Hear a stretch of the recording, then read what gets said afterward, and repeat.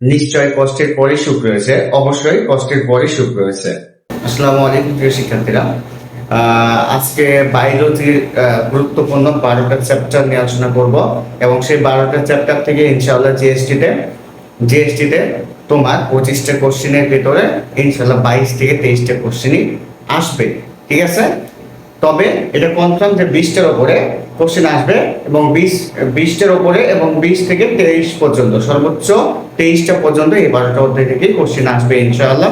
এবং আমার অ্যানালাইসিস করে আমি এটি বের করেছি এবং আমিও অ্যানালাইসিস করে জিএসটিতে 14টা অধ্যায় করেছিলাম এবং সেখান থেকে 20টা, আমাদের সময় যে পরীক্ষা হয়েছিল তাতে 20টা কোশ্চেনই সেই 14টা অধ্যায় থেকে একদম 100% আসছিল।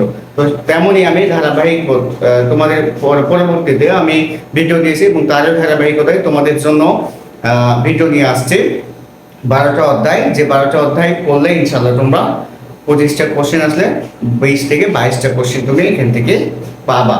ঠিক আছে, এবং আমি আরেকটা কথা বলি যে যারা এই 12টা অধ্যায়ের আবার কোন টপিকগুলো পড়তে হবে স্পেসিফিক ভাবে, সেই টপিকগুলো যদি জানতে চাও তাহলে কমেন্টে জানাবা যে কোন টপিকগুলো পড়বো। তাহলে আমি ইনশাআল্লাহ আজ বা কালকের ভিতরে আমি আবার কি করব, সেই টপিকগুলো বলে দেবো। যদি তোমাদের পর্যাপ্ত রেসপন্স পাই তাহলে ইনশাআল্লাহ দিব। এবং এর আগে অলরেডি আমি তোমার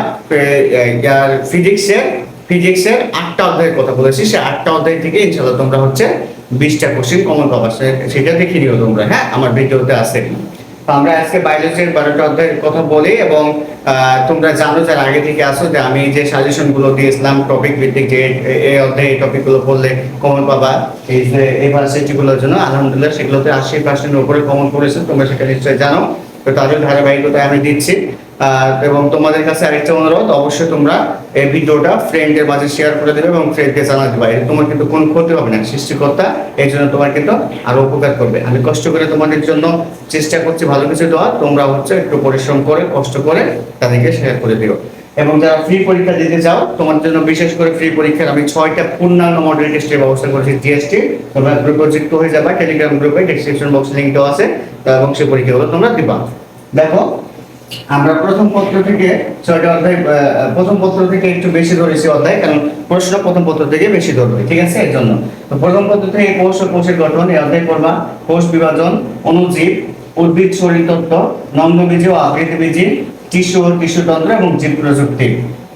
3, 6, 7 প্রথম পত্র থেকে 7টা অধ্যায় ধরেছি। এখান থেকে মোটামুটি 12টা কোশ্চেন, মোটামুটি 12টা মতো কোশ্চেন বা 14টা কোশ্চেন পাবা। ঠিক আছে, ফার্স্ট পেপার থেকে একটু বেশি কোশ্চেন দেবে, 12 থেকে 14টা কোশ্চেন এই 7টা অধ্যায় থেকে পাবা ইনশাআল্লাহ।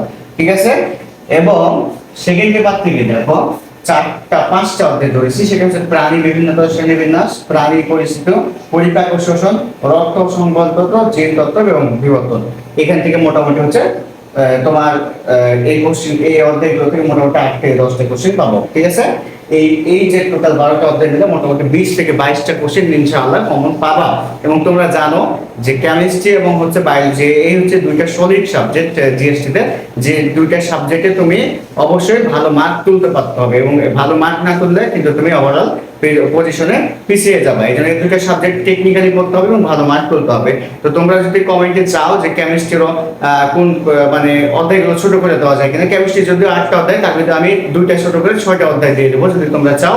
এবং এই কোন কোন টপিকগুলো পড়তে হবে সেটাও যদি চাও কমেন্টে জানাবা, অবশ্যই আমি তোমাদের সেই টপিকগুলো বলে দেওয়ার চেষ্টা করবো। সবার জন্য শুভকামনা রইল, সবাই ভালোভাবে পরীক্ষা দাও, সবাই ভালো কিছু করো।